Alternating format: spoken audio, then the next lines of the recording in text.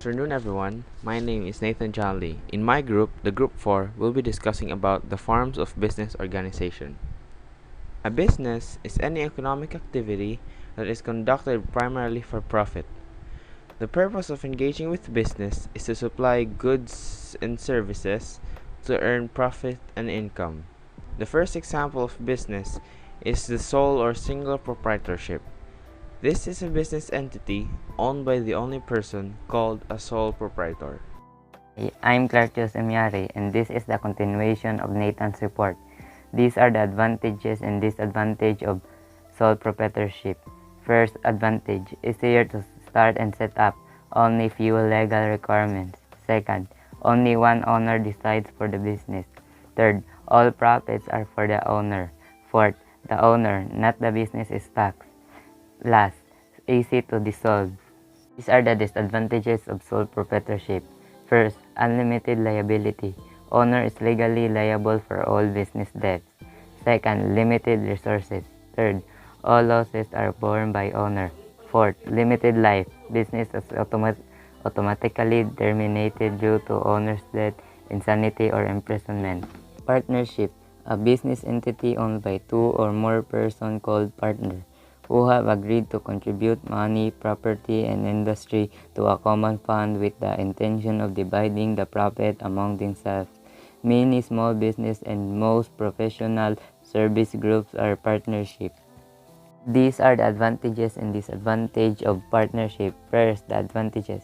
Easy to form. Mere agreement organize a partnership.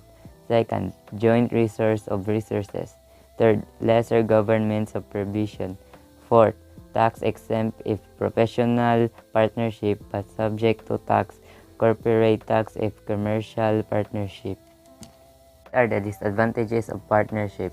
First, unlimited liability. A general partner is legally liable for unpaid debts of partnership. Second, all partners may be held liable for the action of one partner. Third, consensual and restricted transfer of ownership. Fourth, limited life.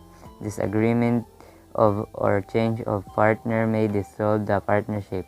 Incapacity, insanity, or death of partner terminates the partnership. Next, corporation. A business registered as an artificial person under the operation of the law. Its evidence is based on its article of incorporation and corporate of bylaws registered with the Security and Exchange Commission or SEC. Profit corporation issues shares equity to shareholder. Non-profit corporation does not issue share equity. That is all for my report. John will be the next reporter. Good afternoon, everyone. Today I'm going to be discussing the advantages and disadvantages of corporation. So first, we have limited liability. So this is an advantage because you are a group. It's not just you who's involved. So there are many other people involved with this. It's not just you. You are not alone. So two, we have power of succession. So like what I said in the previous one, you're not alone. So everyone can help each other, and then that way you can be more successful as a group. And then third, we have unrestricted transfer of ownership.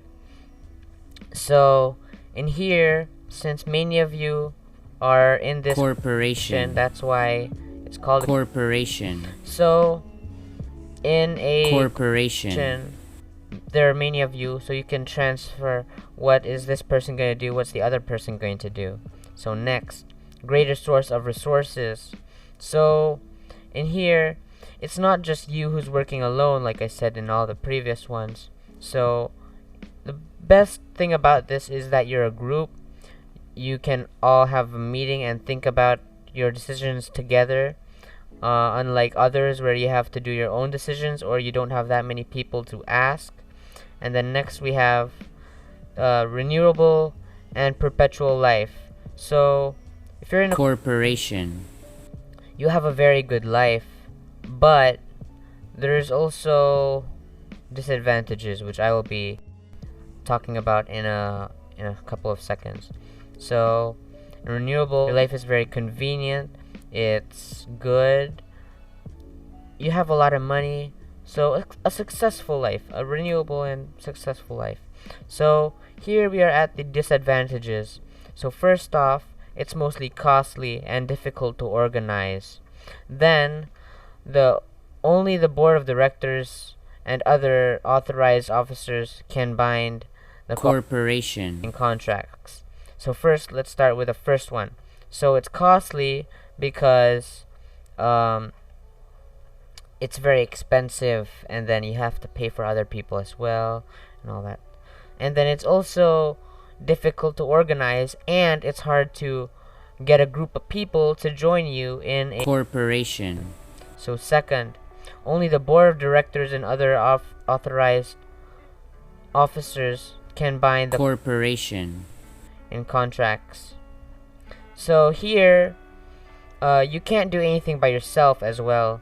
So you do everything as a team. You have meetings and you discuss everything with each other, because that's the main, like I said, that's the main thing about corporation, you're a group.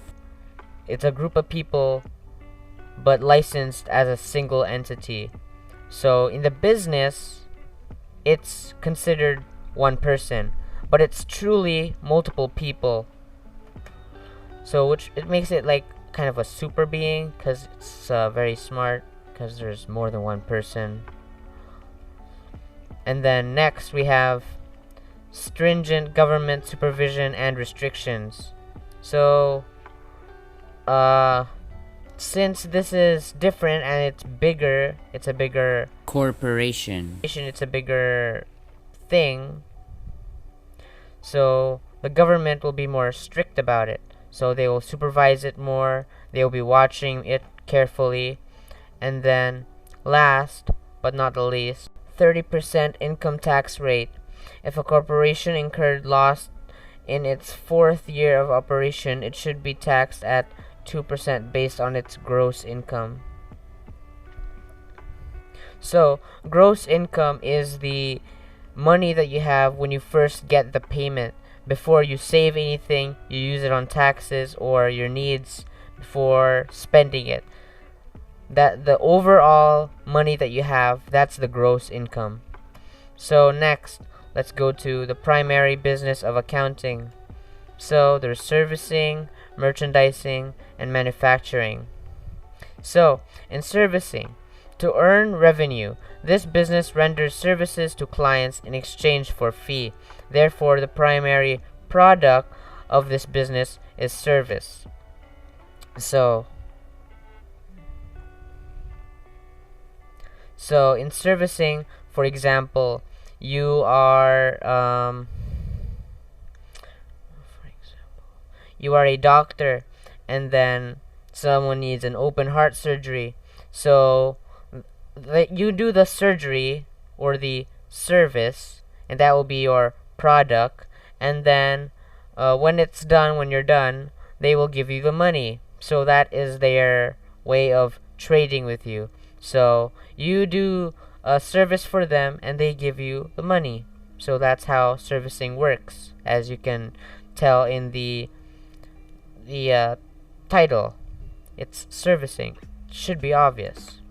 So merchandising. So in merchandising, the business engages in the buying and selling of goods. Its earnings is primarily derived from the markup or profit. It adds to the cost of goods it sells to the customers. So profits, this is an added price to the selected retail price. So for example, you buy from a supplier and then you raise the price so that you can have money for yourself, because you need it for your daily needs, your health care, and your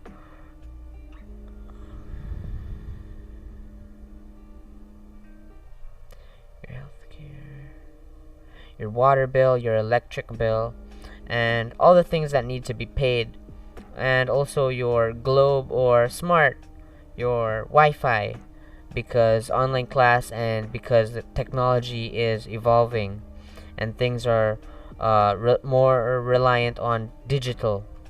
So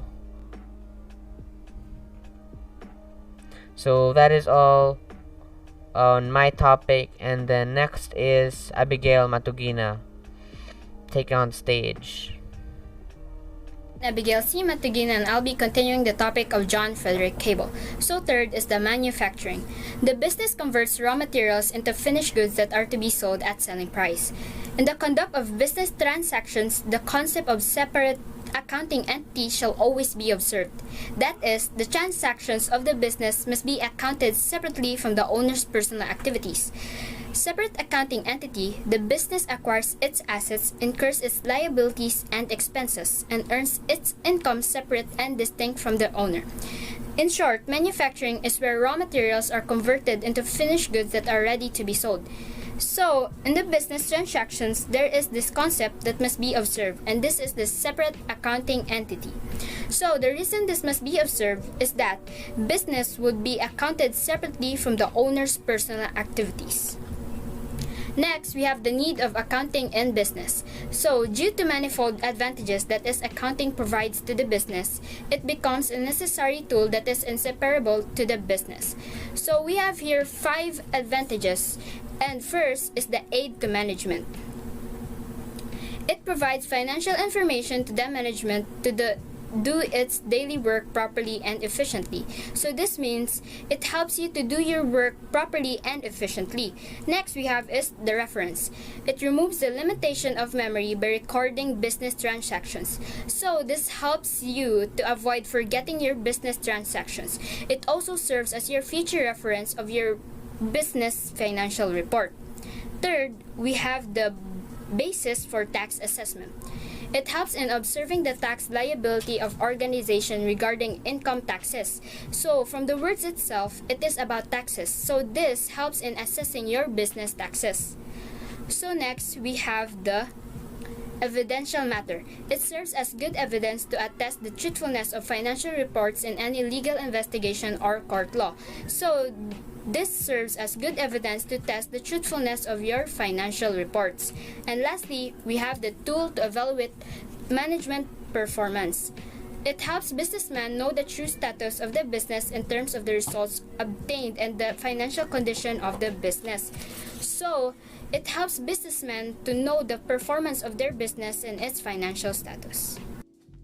So that is the end of the video. Thanks for watching, and I hope you learned something. Bye bye.